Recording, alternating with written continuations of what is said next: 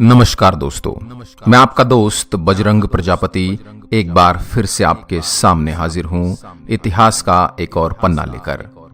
एक ऐसा पन्ना जिसने भारत में मुगल शासन की नींव को मजबूत करने का काम किया। एक ऐसा पन्ना जिसमें दो शहंशाहों के बीच वर्चस्व की जंग हुई। जी हां, हम बात कर रहे हैं खानवा के युद्ध की, बाबर और राणा सांगा के बीच वर्चस्व की असली जंग। प्राचीन समय से ही भारत का इतिहास बेहद गौरवशाली रहा है। अंग्रेजों के आने से पहले भारत में कई साम्राज्य हुए जिन्होंने विस्तारवादी नीतियां अपनाते हुए यहां खुद को स्थापित करने की कोशिश की। इस कारण समय समय पर नए साम्राज्य बनते रहे और पुरानों का पतन होता रहा। इस कोशिश में निर्णायक लड़ाइयां भी होती रही। इनमें कुछ काल के गाल में समा गई तो कुछ को इतिहास के पन्नों में जगह मिली। खानवा की लड़ाई उन्हीं में से एक है। खानवा की लड़ाई का इतिहास काफी गौरवशाली रहा है। माना जाता है कि इस लड़ाई के बाद से ही भारत में मुगल युग की शुरुआत हुई थी।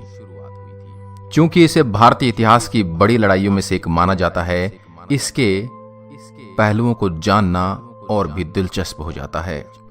बात 15वीं ईस्वी के आसपास की है। बाबर हिंदुस्तान फतेह करने के लिए अपने लश्कर के साथ निकला था। हिंदुस्तान को फतेह करने का उसका लक्ष्य काफी बड़ा था। इसके लिए उसने अपने पीछे एक काफी बड़ी फौज संगठित कर ली थी। बाबर सिर्फ हिंदुस्तान पर ही कब्जा नहीं जमाना चाहता था, वह अपने गृह क्षेत्र में भी अपने वर्चस्व को जमाए रखना चाहता था। माना जाता है कि बाबर काबुल से कूच कर कई दिनों के लंबे सफर के बाद अपने लश्कर के साथ झेलम नदी के किनारे पहुंचने में कामयाब रहा था। नदी के किनारे के पास आराम करने के बाद बाबर हिंदुस्तान में प्रवेश करने में सफल रहा था। बाबर हिंदुस्तान में दाखिल होने के बाद कई रियासतों पर अपना कब्जा जमा चुका था। वह अपने देखे सपने को पूरा करने के लिए हर युद्ध लड़ने को तैयार था।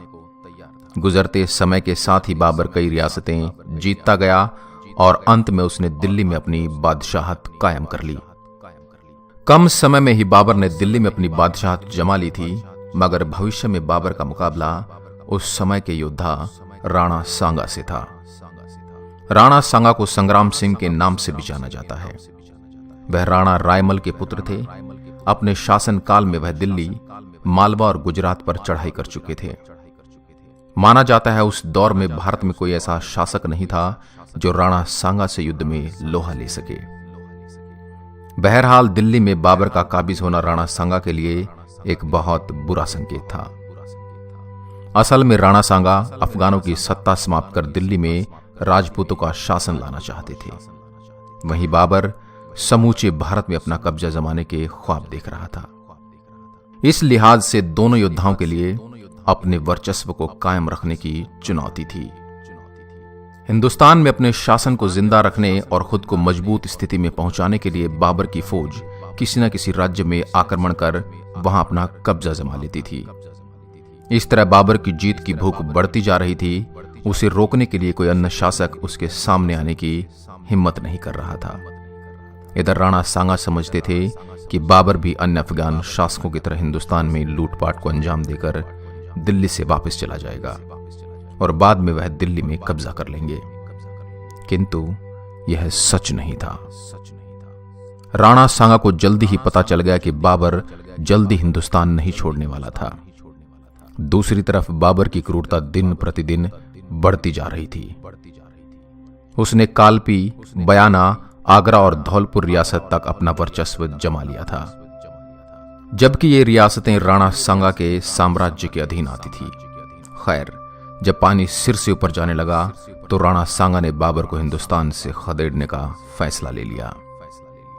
17 मार्च 1527 ईस्वी इतिहास के पन्नों में वह तारीख दर्ज हुई जहां दोनों खानवा में भिड़ गए।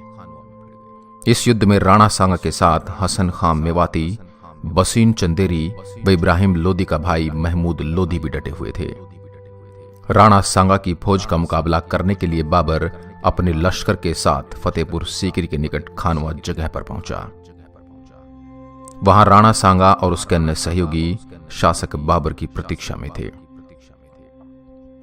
बाबर ने पानीपत युद्ध में जिस तरह इब्राहिम लोदी को परास्त करने की रणनीति बनाई थी, उसी रणनीति का प्रयोग उसने खानवा युद्ध में किया। युद्ध के मैदान में राणा सांगा की सेना वीरता से लड़ी और बाबर की 20,000 से अधिक सिपाहियों का जमकर मुकाबला कर रही थी। माना जाता है कि राणा सांगा ने यह लड़ाई काफी हद तक अपने पक्ष में मोड़ ली थी, लेकिन अंत में बाबर ने गोला बारूद का जमकर इस्तेमाल कर लड़ाई का रुख अपने पक्ष में मोड़ दिया और युद्ध को जीत लिया। यह जीत बाबर के लिए बहुत अहम थी, क्योंकि उसने उत्तर भारत के एक वीर शासक को हराया था। खानवा का युद्ध ही था जिसने जीतने के बाद बाबर को गाजी की उपाधि मिली थी। इससे पहले बाबर पानीपत के युद्ध में इब्राहिम लोदी को हरा चुका था, किंतु उसके लिए खानवा की जीत ज्यादा महत्वपूर्ण थी। असल में इसके बाद ही वह भारत में मुगल राज्य की जड़ें मजबूत करने में सफल रहा और वह दिल्ली का शासक बना। दिलचस्प बात यह रही कि खानवा का युद्ध जीतने के बाद बाबर की ताकत का मुख्य केंद्र काबुल नहीं, बल्कि आगरा दिल्ली बन चुका था। आशा करता हूं इतिहास का यह अध्याय आपको रोचक, दिलचस्प और जानकारी पूर्ण लगा होगा। अगर आप भी जानते हैं किसी इतिहास के ऐसे किस्से के बारे में, तो हमें कमेंट बॉक्स में लिखना ना भूलें। और ऐसी ही अन्य वीडियोस के लिए आप हमारे चैनल को लाइक करें, शेयर करें और सब्सक्राइब करें। जय हिंद, जय भारत।